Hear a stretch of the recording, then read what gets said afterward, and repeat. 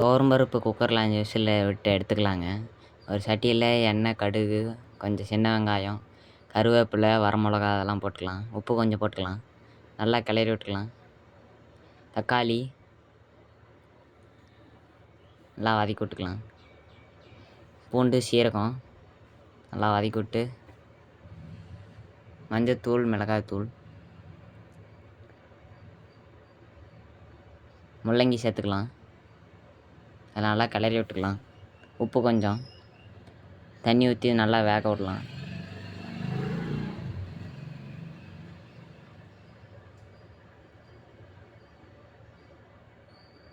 வேக வைத்த பருப்பு,